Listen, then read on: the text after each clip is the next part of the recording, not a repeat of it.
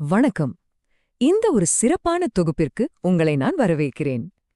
சரி, நேராக விஷயத்துக்கு வருவோம். தினமும் காலையில எழுகிறோம், அடித்து பிடித்து வேலைக்கு ஓடுகிறோம், இரவானால் அப்படியே களைத்து போய் தூங்குகிறோம் இல்லையா?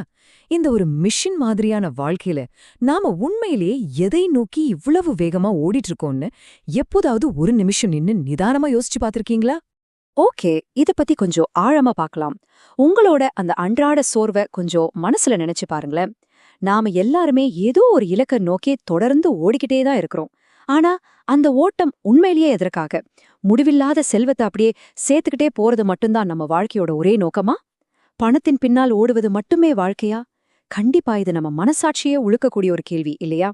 பகுதி 1. பணமா வாழ்க்கையா? இந்த நவீன ஓட்டத்தோட ஒரு மிகப்பெரிய மாயை. இன்றைய காலகட்டத்துல பணத்தை துரத்துறது தான் வெற்றியோட ஒரே அடையாளம் அப்படிங்கிற ஒரு மாயையில நம்ம சிக்கியிருக்கோம்.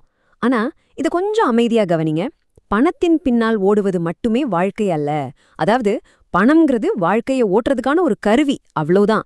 அதுவே ஒட்டுமொத்த வாழ்க்கையாகிடவே முடியாது அப்படிங்கறத இது ரொம்ப ஆணித்தரமா உணர்த்துது.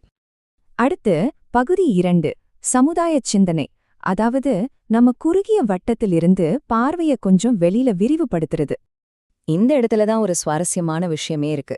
ஒரு பக்கம் வெறும் பணம், இன்னொரு பக்கம் பரந்த சமுதாய வளர்ச்சி. சுயநலத்தோட பணத்தை மட்டுமே துரத்திட்டு போற அந்த சோர்வான ஓட்டத்துக்கும், மத்தவங்கள பத்தியும் இந்த சமுதாயத்தோட வளர்ச்சியை பத்தியும் யோசிக்கிற அந்த புத்துணர்ச்சியான பார்வைக்கும் ஏகப்பட்ட வித்தியாசம் இருக்குங்க.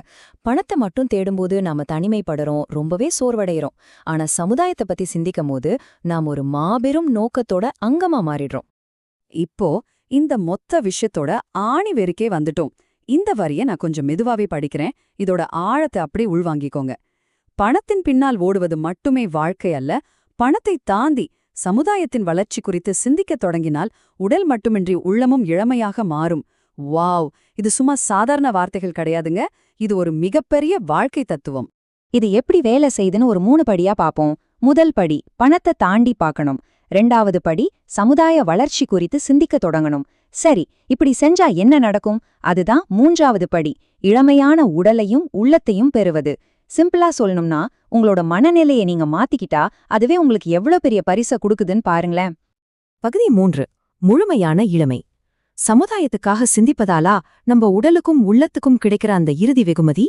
பாருங்க, சுயநலம் இல்லாம ஒரு பரந்த நோக்கத்தோட நாம சிந்திக்க தொடங்கும்போது நமக்கு நாமே ஒரு அற்புதம் செஞ்சுக்கிறோம். அதுதான் இந்த 2 நன்மைகள். 1, உங்க உடல் இளமையாகுது. 2, உங்க உள்ளமும் இளமையாகுது.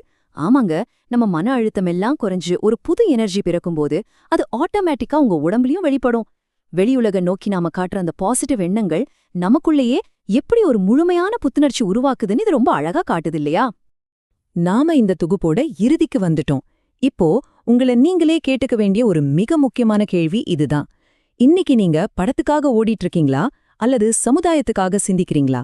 எப்பவும் சோர்வை தர அந்த ஓட்டத்தை தேர்ந்தெடுக்க போறீங்களா அல்லது உடலையும் உள்ளத்தையும் எப்பவும் இளமையா வச்சுக்கிற அந்த பரந்த சிந்தனையை தேர்ந்தெடுக்க போறீங்களா? சாய்ஸ் உங்க கையில தான் இருக்கு. கொஞ்சம் அமைதியா உட்காந்து யோசிச்சு பாருங்க. உங்களோட உண்மையான இலக்கு என்னன்னு கண்டுபிடிங்க. இதே மாதிரி இன்னொரு சுவாரஸ்யமான தொகுப்புல நாம சந்திக்கலாம்.